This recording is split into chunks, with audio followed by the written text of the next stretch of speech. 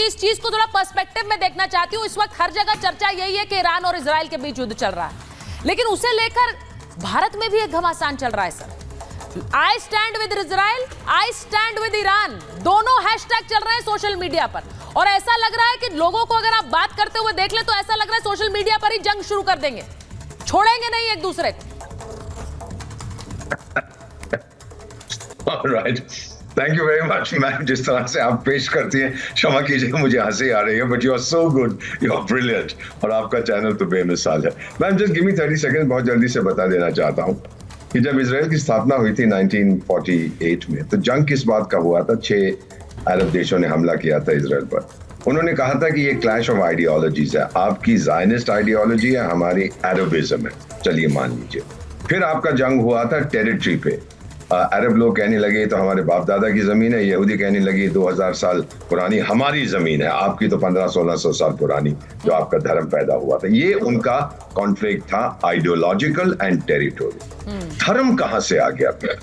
और अब जो मैं देख रहा हूं मैम, जो आप फोटोएं दिखा रहे हैं, ये जितने लोग प्रोटेस्ट कर रहे हैं ये इस्लामिक है। सब कह रहे हैं कि ये नहीं होना चाहिए, नहीं होना चाहिए। अगर इजराइल का जंग मिसाल के तौर पे, आई एम नॉट सेइंग कि होगा, अगर इजराइल का जंग बोत्सवाना के साथ होता तो ये सब कुछ नहीं होता था। क्योंकि ईरान इन्वॉल्व है, मुस्लिम कंट्रीज इन्वॉल्व, तो ये गुस्सा बहुत आ रहा है। अब मैम एक चीज और बता देता हूं, अमेरिका ने क्या कहा है, जो बाइडेन साहब ने एक स्टेटमेंट दिया है इजराइल को कि जो बदला लेना है लो, लेकिन ईरान की न्यूक्लियर फैसिलिटीज को मत मारो। मैम मुझे 51 साल हो गए कूटनीति में, इसका मतलब क्या है? ये क्यों कह रहा है? जब अमेरिका बहुत कोशिश करता रहा है कई सालों से कि ईरान का न्यूक्लियर प्रोग्राम बस कर दिया जाए, अब ये क्यों कह रहा है? अगर आप इसको इसके अंदर जाके देखेंगी, इसका मतलब यह है कि ठोक उसकी न्यूक्लियर फैसिलिटीज को, मैं तेरे को गाली दूंगा, कहना अच्छा अगली बार मैं नहीं करूं।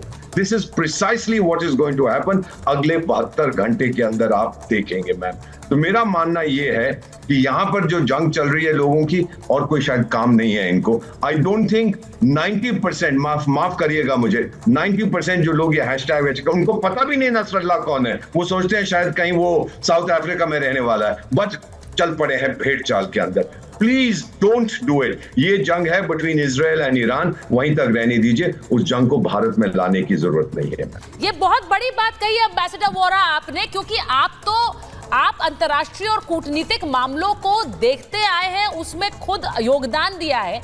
एक दो देशों के बीच जिस तरह का एक विवाद चल रहा है, अब तो जंग चल रही है, उसे लेकर यहाँ विवाद खड़ा हो गया। एम्बेसडर वोरा कह रहे हैं सीधे सीधे कह रहे हैं, अतिकुर रहमान साहब अगर आप सुन रहे हैं, वो कह रहे हैं कि नसरल्ला कौन है, क्यों हम ये जंग हो रही है। बहुत से लोगों को तो ये भी नहीं पता, लेकिन लोग सपोर्ट करने के लिए खड़े हो गए क्योंकि एक भेड़ चाल चल रही है।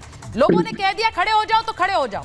I stand with Iran hashtag चल रहे हैं सिर्फ इसलिए क्योंकि ठीक है। एम्बेसडर वोरा काफी एक्सपीरियंस एम्बेसडर हैं और हमको इनकी बात को लाइटली नहीं लेना चाहिए।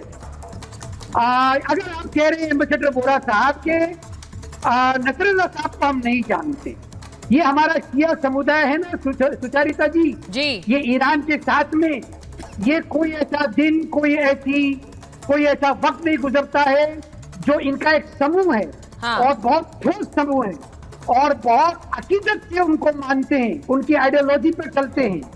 आपने अगर ये कहा कि ये नहीं जानते, ये भेड़ चाल ना चले, तो क्या आप ये भी कहने को तैयार हैं कि जो लोग इजराइल के सपोर्ट में आ रहे हैं वो नेतन्याहू जैसे शैतान को जानते हैं, जो उसने बर्बरियत दिखाई है पिछले 11 महीनों में सुचारिता जी, वो उस बर्बरियत के आगे पीछे वाला हिस्सा जानते हैं। वो जानते हैं कि न्यूक्लियर वेपन्स क्या होते हैं, वो जानते हैं उनको फिर से इंडिया। मैं रहमान साहब आपको रोक रही हूँ, जरा ऑडियो आपका ठीक करा लेती हूँ, क्योंकि दीपक वोरा एम्बेसडर को भी आवाज आ रही चाहिए आपकी, तो वो रिस्पॉन्ड कर पाएंगे। थोड़ा ऑडियो इनका ठीक करा लेते हैं। मैं स्टूडियो में एक बार वापस इधर आ रही हूँ। मैं एक बार सवाल ये है कि यूपी में क्या हो रहा है। कल जुम्मे की नमाज है आचार्य जी, और मैं इसलिए बोल रही हूँ क्योंकि ये एक ऐसा मामला है कर्नल सिंह जिस पर हम लगातार डिस्कशंस कर रहे हैं। हमें लगता है ये इंटरनेशनल मैटर है, अंतर्राष्ट्रीय मामला है। नहीं, ये अब मामला हमारे घर तक घुस गया है कर्नल सिंह, क्योंकि यहाँ पर कल जुम्मे की नमाज है, कल नवरात्र भी है।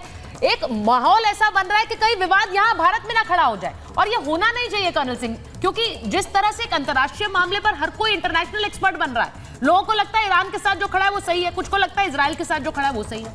जय हिंद, नमस्कार। आपको भारत में एक सबसे यूनिक अपॉर्चुनिटी जो मिलती है कि आपके पास हक है कि आप सोच सकते हैं, आप बोल सकते हैं, बट साथ ही साथ आपके पास एक कर्तव्य का भी एक क्लॉज होता है कि आप अपने देश से खिलाफ नहीं सोचते हैं, आप अपने देश के लिए सोचते हैं।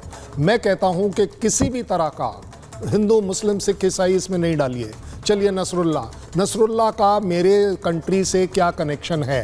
क्या वो मेरे हिंदूज से कनेक्टेड है? क्या वो मेरे मुसलमान भाइयों से कनेक्टेड है? उसने कहीं कोई ऐसा इंसानियत का काम किया है पूरी दुनिया में कि यस, एज अ इंडिया मेरी चारों हिंदू, मुस्लिम, सिख, ईसाई चारों जात जो हैं वो उसके लिए प्रे करें, उसके लिए हाथ जोड़कर उसके लिए थैंक यू करें, उसको एक मार्टियर की तरह देखें कि यस, उसने बहुत बड़ी कुर्बानी दी है। जनाब देखिए, बड़ी सीधी बात है, 7 अक्टूबर पिछले साल का याद अगर आप करेंगे, एनालाइज करेंगे, तो आप पाएंगे कि कुछ लोग जो लीड कर रहे थे उनके लीडर्स के लीडर कौन थे। और अगर फिर भी मैं आपको अलाउ करूंगा एज इंडिया कि आपको उसके लिए अगर कोई फीलिंग है तो ये तो आपको बताना पड़ेगा ये फीलिंग क्यों है। क्या उसने मेरे देश में कुछ अच्छा किया है, दुनिया में कुछ अच्छा किया है? नसरल्ला तो अब पीछे रह गया। अब तो बात ये हो गई कि ईरान ने हमला किया तो ईरान के हमले का समर्थन हो रहा है, जश्न हो रहा है कि ईरान ने सही किया है। अब मुझे समझ नहीं आता, लेकिन इजराइल ने जब इससे पहले जब इजराइल पर 7 अक्टूबर का हमला हुआ, उसने पलटवार किया था, तो बहुत से लोगों ने उस पर सवाल उठाए थे। लेकिन अब जब पलटवार ईरान कर रहा है तो वही लोग कह रहे हैं कि सही किया ईरान ने, पलटवार तो करना चाहिए था। तो क्या ये एक डबल स्टैंडर्ड नहीं है कर्नल सिंह?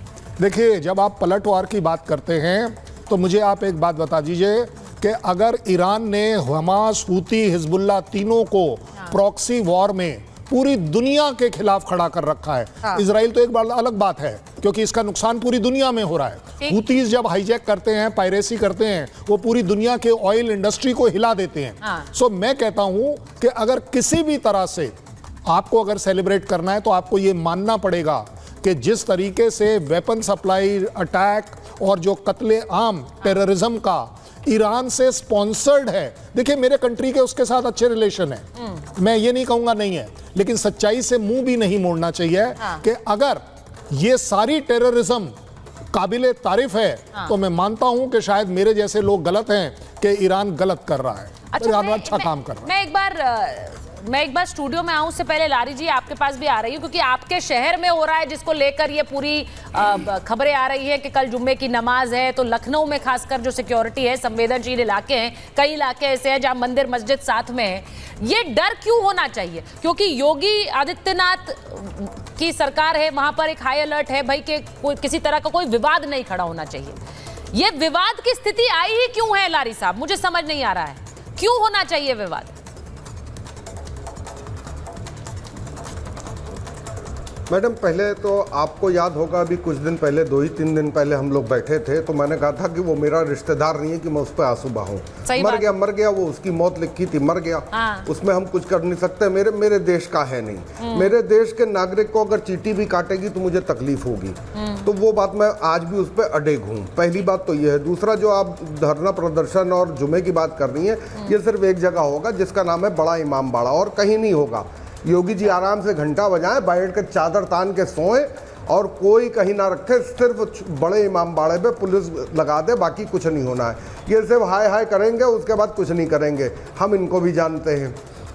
तीसरी बात ये है मैडम कि सबसे बड़ी बात है कि ईरान के साथ हम लोग के जो रिलेशन है, आज तक आपको एक लेटेस्ट न्यूज़ दे रहा हूँ, शायद आपको भी ना मालूम हो कि भारतीय नौसेना का युद्धपोतों ने ईरान बंदरगाह पे डेरा डाल दिया है। जल्दी ईरान और भारत युद्ध अभ्यास करेगा। मतलब हम किस रिलेशन पे जा रहे हैं, और यहाँ पे जाहिल लोग। लारी साहब, मैं आपको नहीं होगा, लेकिन मैं एक बात कह रहा हूँ। एक मिनट सर, मुझे आपसे बहस नहीं करनी है, प्लीज बहस नहीं करनी है, मेरी बात कंप्लीट होने दीजिए। मेरी बात कंप्लीट होने दीजिए। चलिए, नहीं है, मान ली आपकी बात नहीं है, लेकिन हमें जो भी पेट्रोल मिला, अरबों डॉलर के पेट्रोल मिले, रिबेट पे मिले और उधारी पे मिले, कई साल मिले। क्या हमारे रिलेशन खत्म हो गए? हमारे रिलेशन, ये कोई कह ही नहीं रहा है। मैं यही तो कह रही हूँ पेट्रोल को लेकर। लारी साहब, मैं यही कह रही हूँ कि रिश्ते कोई खत्म नहीं हुए, लेकिन यहाँ पर ऐसा लग रहा है कि सारे रिश्ते खत्म कर देंगे ईरान और इजराइल के चक्कर में। ये भारत में ऐसा लग रहा है।